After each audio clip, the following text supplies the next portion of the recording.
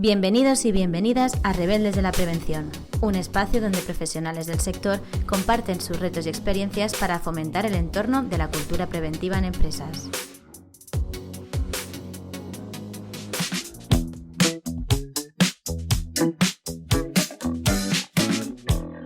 Bienvenidos y bienvenidas a Rebeldes de la Prevención. Trabajamos en un entorno global donde cada vez es más común encontrarnos trabajadores, trabajadoras de diferentes empresas en diferentes países en un mismo proyecto.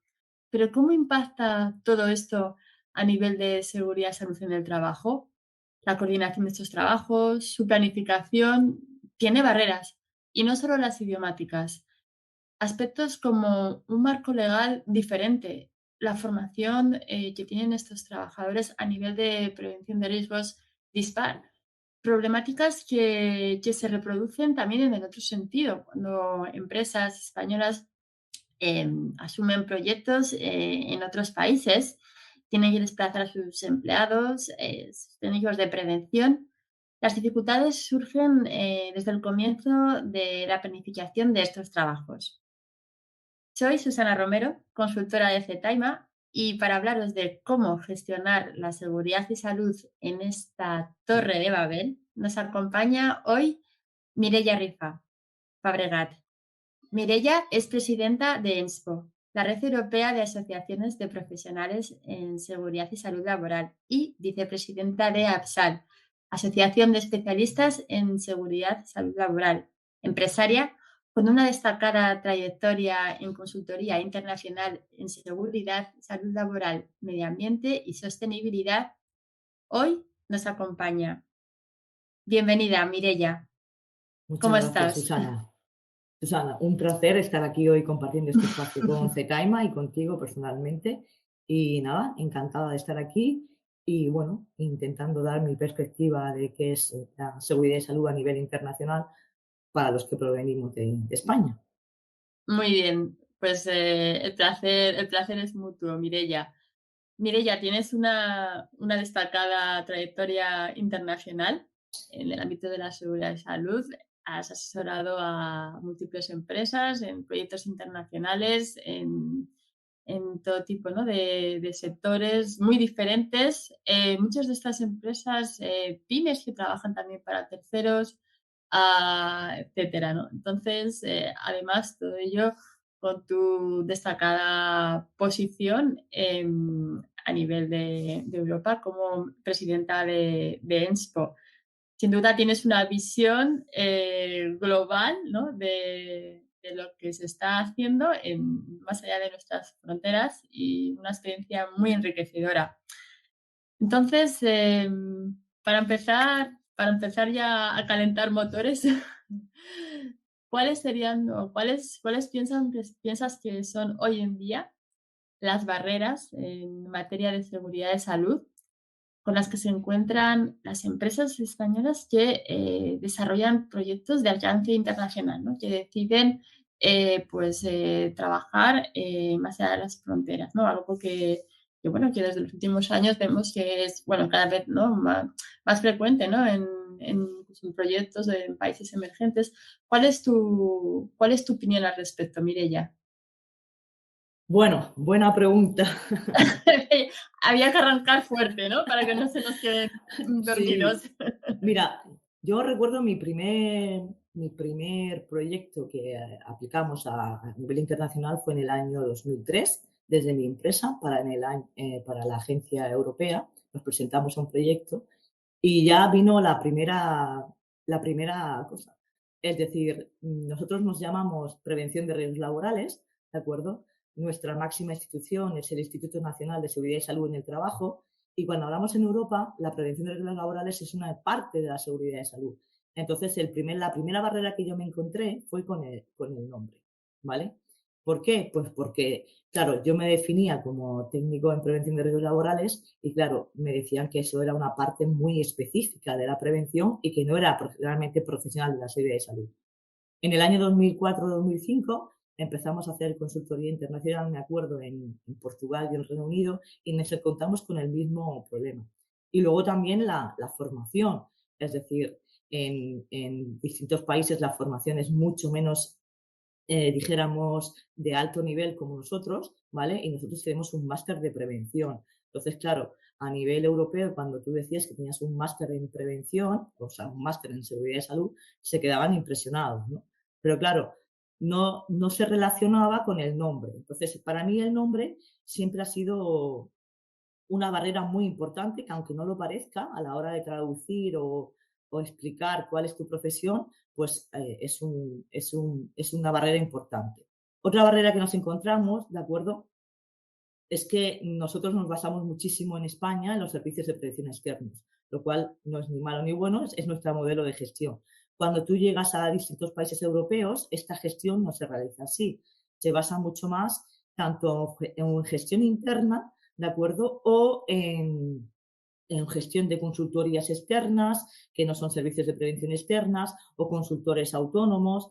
Entonces, hay dijéramos, una diversidad de posibilidades de poder trabajar en la prevención que en nuestro país no existe. Entonces, una cosa muy importante que es cuando vayamos y trabajamos en el extranjero es cambiar nuestra prevención, nuestra, dijeras, perspectiva de cómo es la prevención de riesgos laborales, porque asumimos que nuestro modelo puede ser o es la base del resto de países, y esto no es así. Y esto es una gran barrera, porque hay que tener en cuenta que la directiva marco es una directiva marco, todos partimos de la misma base, pero tenemos 27 modelos distintos de gestión de prevención.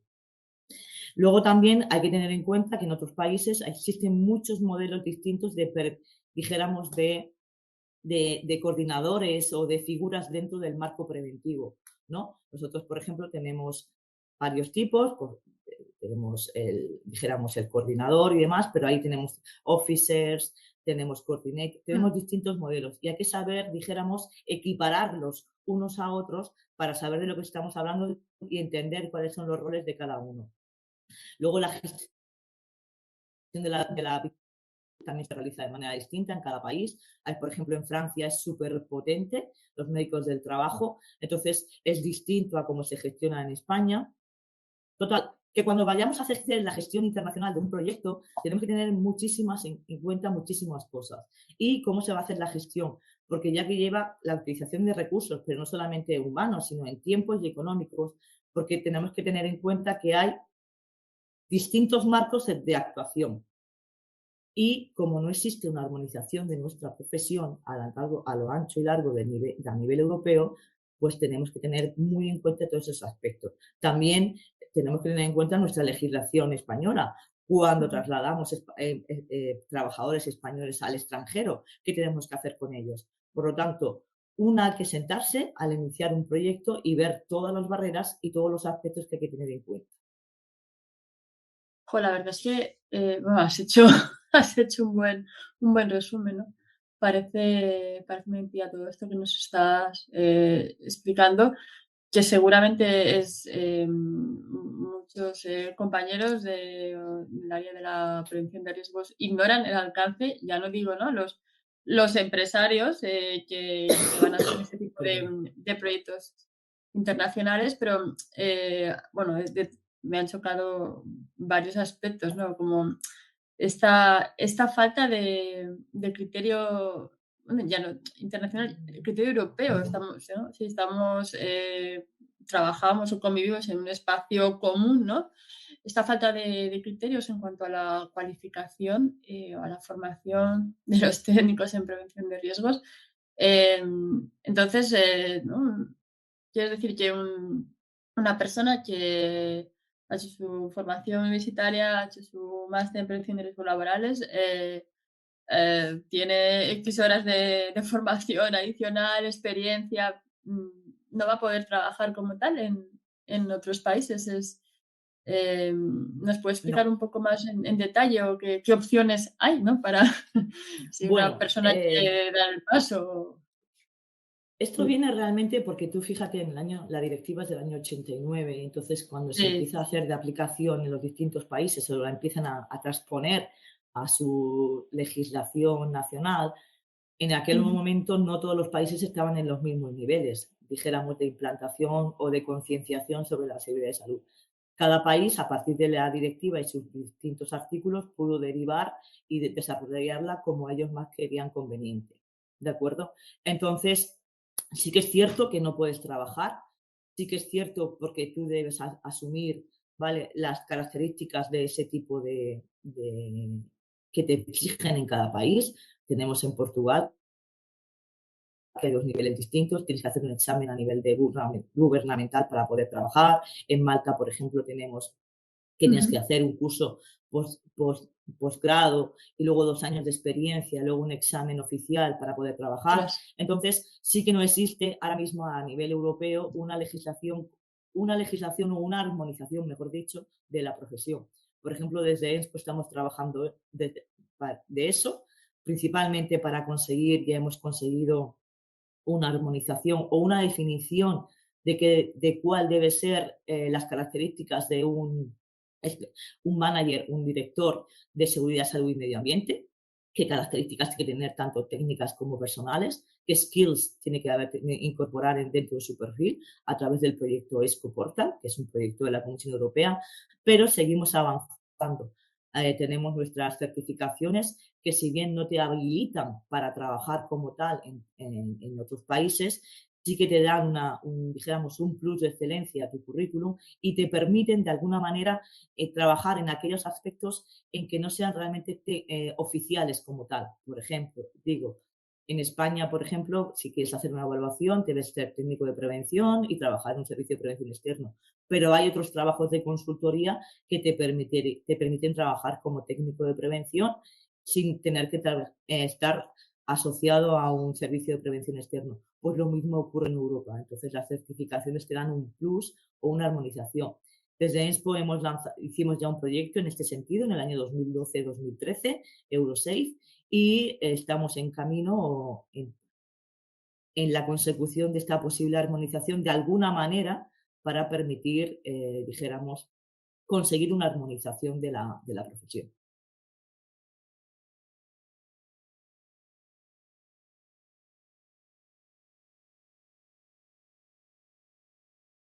No se te oye, Susana. Susana, está en mute. Perdona, me había puesto. Muchísimas gracias, Mireia. Comentaba, ¿no?, que, bueno, primero, esta importantísima labor que estáis realizando, que lleváis ya años trabajando desde ENSPO para conseguir esta armonización, ¿no?, y estos criterios. ¿Qué le dirías a un profesional formado aquí en España en prevención de riesgos que quisiera trabajar en otros países europeos, que diera este salto internacional, que conocedor de esta barrera, bueno, para él puede ser algo muy limitante, ¿no? ¿Qué le recomendarías a esta persona? ¿Dónde tendría que ir? ¿O dónde podría, ¿no?, empezar a preguntar? O las empresas, ¿no?, que quieren tener ese tipo de perfiles. ¿Qué solución tenemos a día de hoy? Bueno, a ver, normalmente, primero la primera gran barrera que existe es la lengua, ¿de acuerdo? Ajá. Es cierto que si tú quieres ir a trabajar en un país extranjero, ya sea como técnico libre y que quieras encontrar trabajo allí o como una empresa que va a trabajar allí, la barrera siempre suele ser el idioma. Es cierto que el inglés es la base común dentro de los trabajos internacionales. Y después existen multitud de posibilidades. Puede ser una empresa española que sea subcontratada por una empresa extranjera que esté operando en un país, Rumanía, por ejemplo, Hungría o Polonia, por decirte algún ejemplo. O puede ser una empresa internacional americana que está desarrollando un proyecto en Rumanía y te contrata a ti para trabajar también en Rumanía. Dependiendo del tipo de situaciones que se dé, ¿de acuerdo?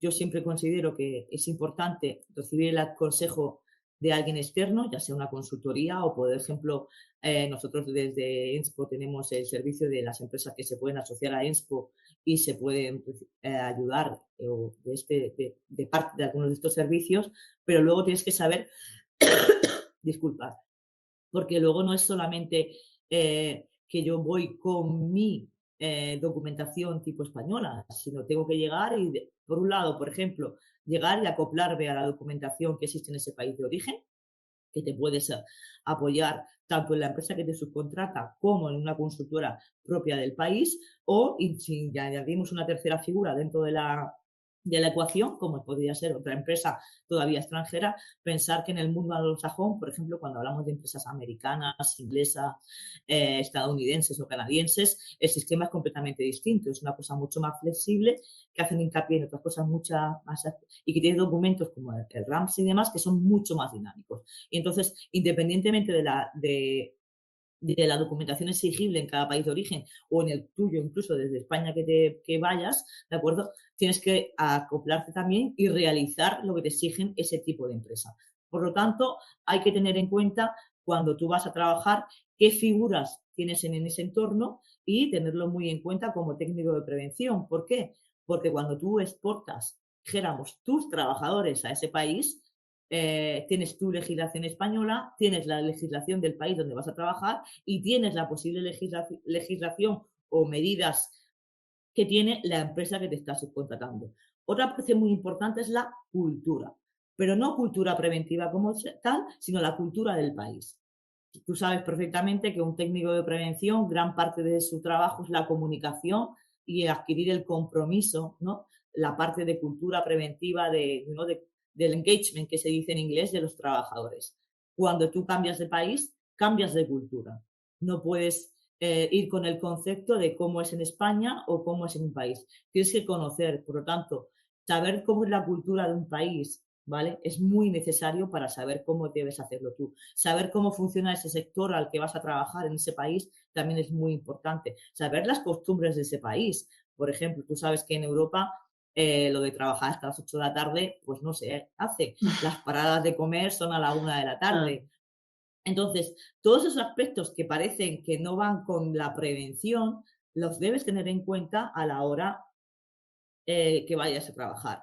Entonces, lo importante no es ir con un libro en blanco, pero sí con un libro relleno de posibles comentarios, ¿vale? Para poder ir incorporando y enriquecer no solamente tu trabajo a nivel de España, sino a nivel del país al que vas.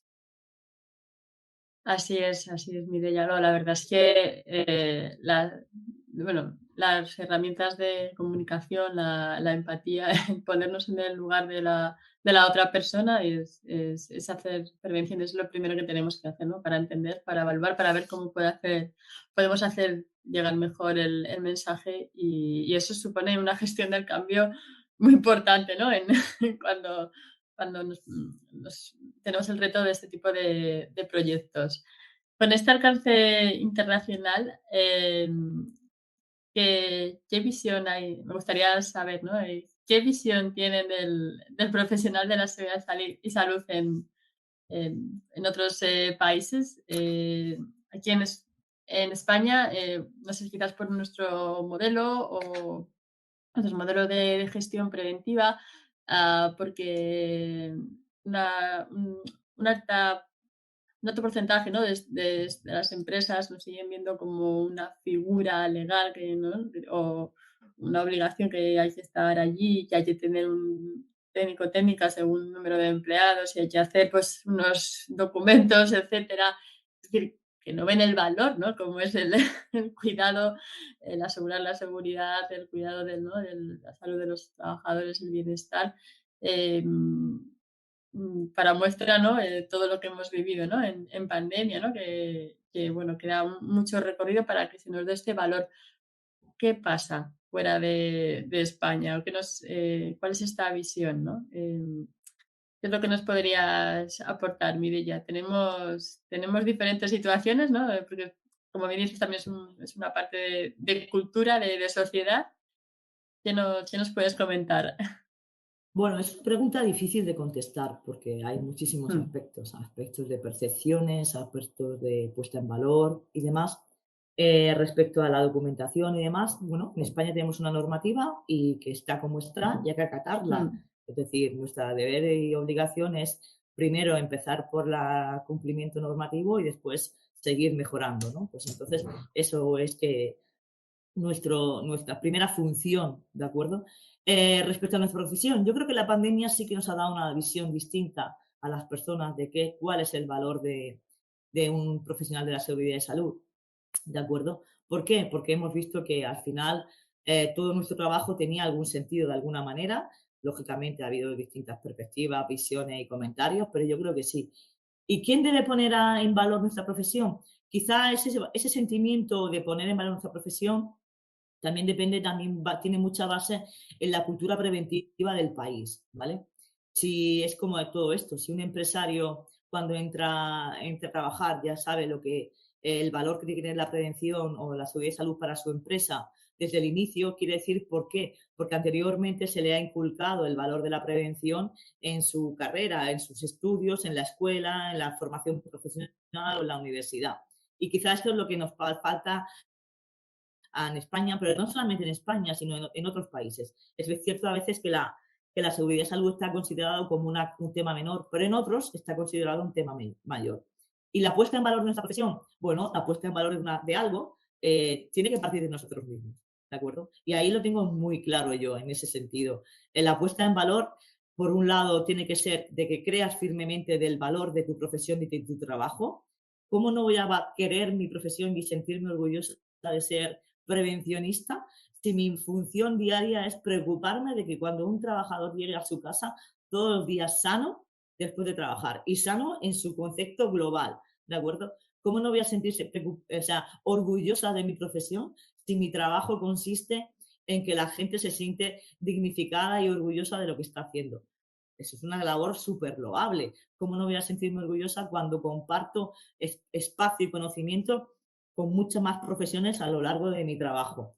Y somos nosotros los que debemos ponerlo en valor. Entonces, por eso uno de los aspectos que está mucho más desarrollado en otros países y también sirve para poner en valor nuestra profesión es el asociacionismo, ¿de acuerdo?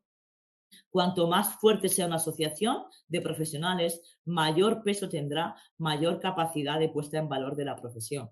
Y parece que no, pero es cierto. Es decir, hay asociaciones enormes, por ejemplo, AYOS, la inglesa, la de Reino Unido, que es la mayor del mundo, con más de 50.000 asociados. Hombre, lógicamente no voy a considerar que eso en España ocurra, ¿no? Pero me refiero que el valor del asociacionismo es muy importante porque te repercute en tener mucho más poder y valor en tu profesión. Entonces, partamos de nosotros mismos, que no nos dé vergüenza decir que soy prevencionista, que me siento muy orgulloso o orgullosa de mi profesión. Asociémonos y hagamos poder en nuestras asociaciones y, lógicamente, requiere también un cambio de cultura a nivel de sociedad. Me refiero a que incorporar poco a poco los valores de la prevención, ¿de acuerdo? Desde la escuela primaria, desde la escuela infantil. Imagínate, por ejemplo, que a un niño de 3 años le enseñamos cómo agacharse, el manejo manual de cargas. Si un niño sabe que para agacharse a recoger el chupete que se le ha caído al suelo, sabe que tiene que tener una posición exacta, ese niño crecerá con ese presentimiento y no tendrá ninguna duda de cómo hay que cogerlo. Si en un laboratorio, cuando tú vas en primero en laboratorio a abrir la rana típica que abríamos todos en esto, te enseñan que ya debes llevar guantes, mascarilla, gafas, no sé qué, esas personas crecerán de esa manera. Entonces, no es solamente un cambio de puesta en valor de la profesión, sino un cambio poco a poco cultural que permita poner en valor lo que tenemos, porque al fin y al cabo lo que estamos hablando es de vidas, no estamos hablando de otra cosa. Así es, Mireia. Bueno, estoy totalmente de acuerdo. Siempre me ha llamado la atención, ¿no? Cuando a veces, cuando formo a gente, digo, fíjate, este trabajador se cambia de puesto y ahora otra vez estamos formando y ha hecho, ¿no? Toda ha sido, ¿no? Ha recibido su formación profesional, ha hecho sin hablar de prevención, ¿no? Y ahora cuando sale, le empezamos a decir un momento que te tengo que dar este curso de básico en prevención, este curso de trabajo en altura, este curso... tiene que haber un cambio y cuanto antes, ¿no? Se vayan haciendo estos impactos, pues el cambio será mejor, ¿no? Y mejor gestionado y por lo tanto el beneficio será para todos. Muy bien, Mireia. Hay otro temilla, así, hablando de aspectos que nos ocupan estos problemas globales dentro de la formación o de la profesión del... Ya no sé ni cómo llamarnos, especialista en seguridad y salud, técnico de Profesionales de la seguridad y laborales. salud. Profesional de la seguridad y salud. Vamos a hablar del profesional de la seguridad y salud hoy en día, en el año 2022. Hemos hablado de que, además de nuestra formación técnica y curricular dispar, ¿no? Hay que tener sobre todo pues, las soft skills, ¿no? Estas habilidades comunicativas, hay que trabajar. Hay otro aspecto que cada vez, bueno, la sociedad estamos cada vez más sensibilizados, no muy sensibilizados, pero es el medio ambiente, ¿no? En fin, estamos viviendo dentro de una crisis climática. Se están asumiendo o acometiendo medidas suficientes o no, aquí no vamos a entrar, pero se está trabajando en ello en los diversos países, se están adaptando su normativa y ello también hace que, bueno, que los profesionales en el ámbito de la sostenibilidad, medio ambiente, pues se estén formando. Muchas veces es esta figura, este especialista, ¿no?, en la seguridad laboral, el que está asumiendo, ¿no?, este rol en su empresa. Que no sé pues, decir al respecto también, ¿no?, de esta importancia para mí. El medio ambiente también forma parte, ¿no?, de aquellos aspectos que yo tengo que gestionar y tratar, ¿no?, para asegurar la salud de los trabajadores. Y no solo hablo de aspectos como, bueno, algo que todos nos entenderán, ¿no?, como el confort térmico, ¿no? Es ir mucho más allá, ¿no? O la higiene, la parte de la higiene industrial, los contaminantes. El profesional de hoy en día, como tú y como yo, eh, ¿qué, qué tiene que decir al respecto, ¿no?, de la parte de medio ambiente y sostenibilidad? ¿Y cómo está tratando esta parte de Europa? Porque yo veo que aquí aún nos falta un poquito, ¿no?, para actuar como tal, ¿no?, para que el empresario tome parte y conciencia, ¿eh?, que no solo pone etiquetas a la hora de reciclar, ¿no? Que es mucho más, ¿no? No sé qué. Tradicionalmente, el profesional de la seguridad, salud y medio ambiente era realmente, pues, es en ciertas circunstancias, es el gestor de los sistemas de gestión, ¿de acuerdo? El de las certificaciones. Pero bueno, todos sabemos que la seguridad y salud va más allá, todos sabemos que el medio ambiente va más allá y todos sabemos que hay multitud de grandes empresas que tienen separado completamente seguridad, salud y medio ambiente y que ahora encima tienen como un supradepartamento que suele ser el departamento de sostenibilidad, ¿no? Sustainability. Hay que tener en cuenta que en Europa tenemos varios retos. Tenemos la Agenda 2030 y tenemos el Green Deal con el Pacto Verde Europeo y tenemos varias transiciones, la transición ecológica, la transición digital y la transición se me ha ido. Ecológica, digital y verde, la transición energética. Perdón. Sí, Vale, exacto. vale. Los recursos energéticos, sí. Claro, y luego tenemos todo eso, ¿vale? No solamente a nivel de sociedad, sino a nivel de empresa también. ¿Y cómo mezclamos todo eso? ¿Y cuál es nuestro rol en todo eso? Claro, yo por mi bagaje personal sí que tengo experiencia en medio ambiente y sostenibilidad, pero entiendo que para un técnico de prevención hay veces aspectos del medio ambiente que se le escapan, pero no nos olvidemos una cosa, emisiones, efluencias, todos esos son aspectos del medio ambiente que le afectan a la salud del trabajador Así y que es. por lo tanto tenemos que incluirlo dentro de nuestros parámetros como profesional de la seguridad y salud. ENSPO, por ejemplo, hay una iniciativa a nivel global que está desarrollada por la Agencia Internacional de la Seguridad Social, que depende de la Organización Mundial del Trabajo, que es la iniciativa Vision Zero.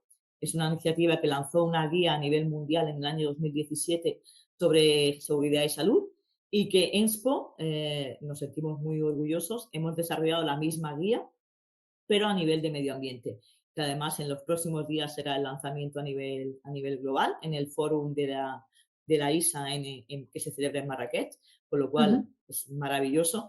Y entonces empezamos a incluir, a incorporar o dijéramos, a linkar, unir, de acuerdo, el medio ambiente con la prevención. Otra parte muy importante, y es que desde la Agencia Europea, ¿vale?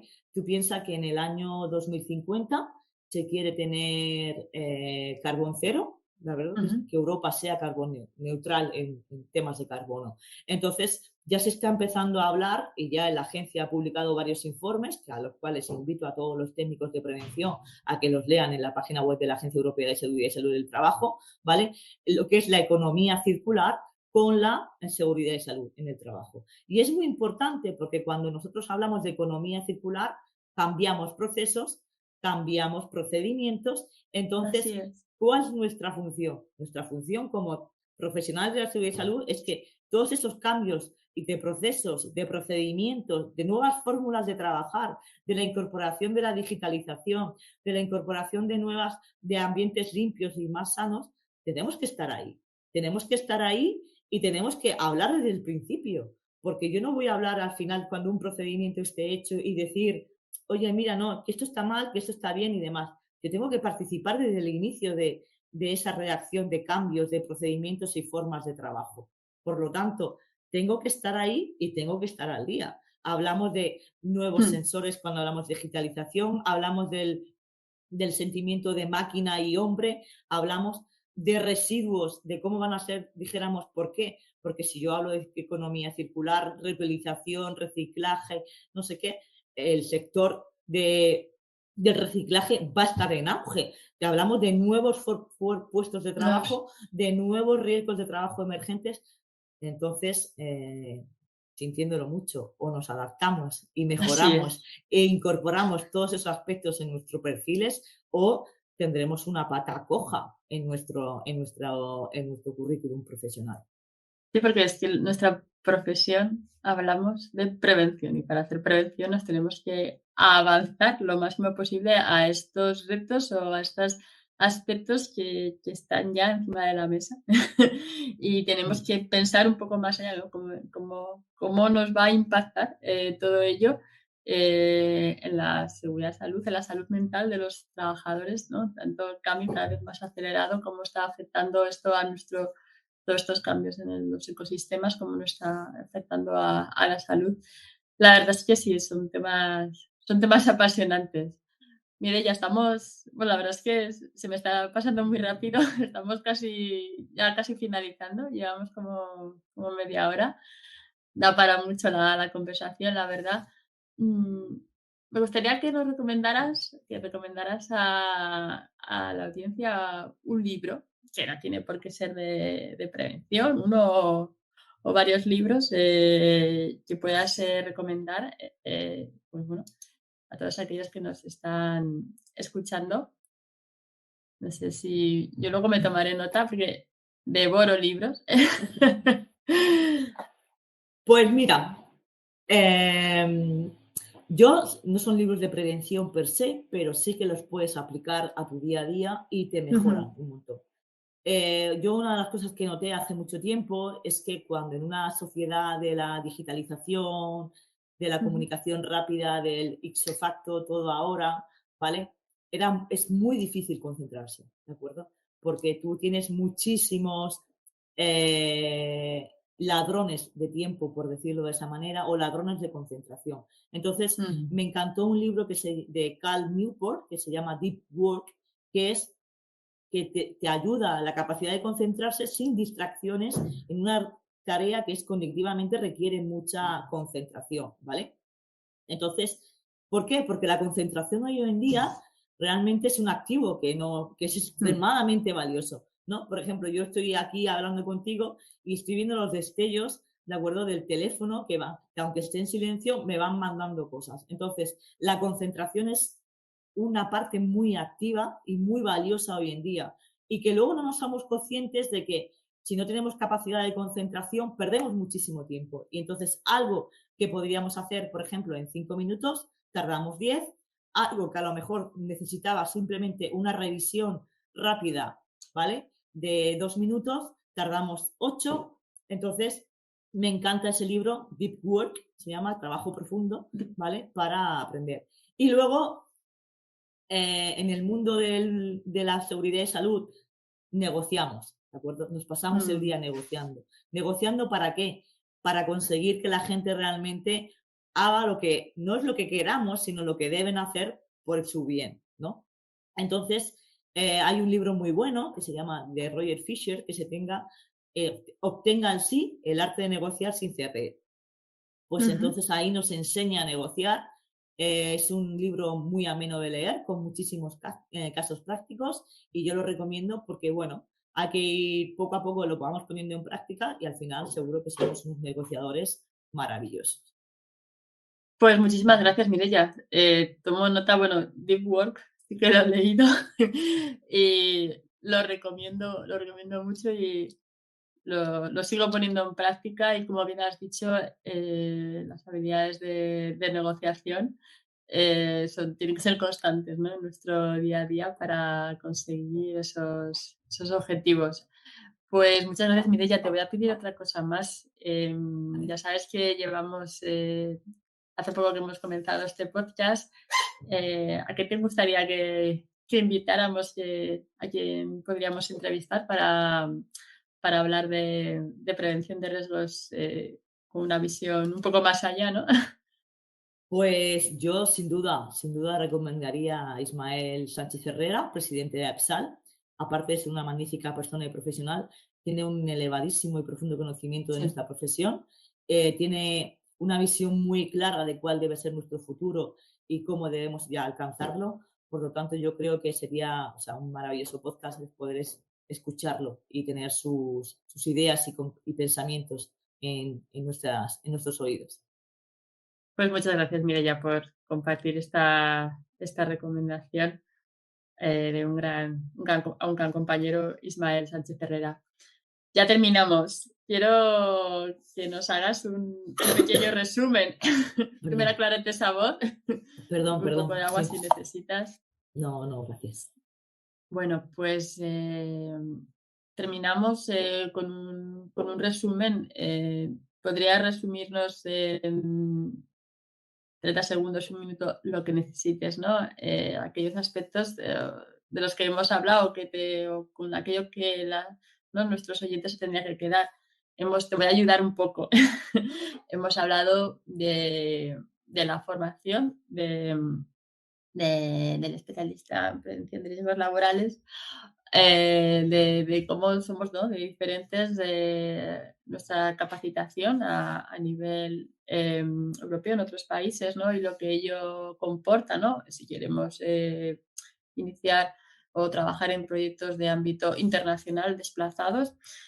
Al hilo, nos has hablado también de esas otras barreras que no son solo las idiomáticas y bueno, aquello que se tiene que planificar y trabajar a la hora de hacer ese tipo de proyectos. Hemos hablado de otras habilidades de los técnicos de prevención, hemos hablado de cultura preventiva en este ámbito internacional y nos has recomendado 2 libros muy buenos. Así que, bueno, no sé, piensa un poquito, que un par de frases así de resumen, que Bueno, nos quieras comentar. aprender a comunicar mucho mejor, ¿de acuerdo? Sí. Y cuando siempre como profesionales de la cibersalud, cuando iniciemos un nuevo proyecto, tener muy claro, sentarse y reflexionar, o sea, un deep work de qué es lo que debemos Ujú. tener en cuenta, hacia dónde nos vamos, apoyarnos en todo aquello que haga falta, me refiero a empresas, empresa con la que me voy a trabajar, otros compañeros, asociación, es decir, saber muy bien a lo que me puedo enfrentar, no dejar flecos sueltos de la prevención, bueno, pues ya veremos allí cuando lleguemos, tenerlo todo muy bien claro cuando vayamos, porque si no, cuando estemos en el país de origen, ¿vale? Puede ser que surjan los problemas y nos enfrentemos a cosas Mm. que ni podíamos imaginar. Y luego, bueno, todo esto también está relacionado para mí, muy importante, el intercambio de conocimiento. Siempre es enriquecedor compartir conocimiento con otros profesionales de otros países, porque aunque tengas una normativa básica, tienes cosas para poder compartir y enriquecer tu trabajo. Por lo tanto, un intercambio de buenas prácticas y, por supuesto, seguir caminando para la armonización de nuestra profesión a nivel europeo. Pues muchísimas gracias, Mireia, por acompañarnos, por estar aquí, por reflexionar conjuntamente sobre lo que acabas de comentarnos, sobre esta falta de armonización. la formación en prevención de riesgos laborales, sobre todo aquello que tenemos que tener en cuenta a la hora de iniciar un proyecto internacional y sobre esos nuevos retos, los que tenemos que estar al día para dar una buena respuesta y para seguir poniendo en valor nuestra profesión. Pues muchísimas gracias y a todos aquellos que nos escucháis, gracias también por estar ahí. Nos vemos, nos escuchamos en el próximo podcast de Rebeldes de la Prevención. Un Gracias, saludo. Susana. Gracias, Muchas gracias. Susana. Gracias, Mireia. Hasta luego. Gracias.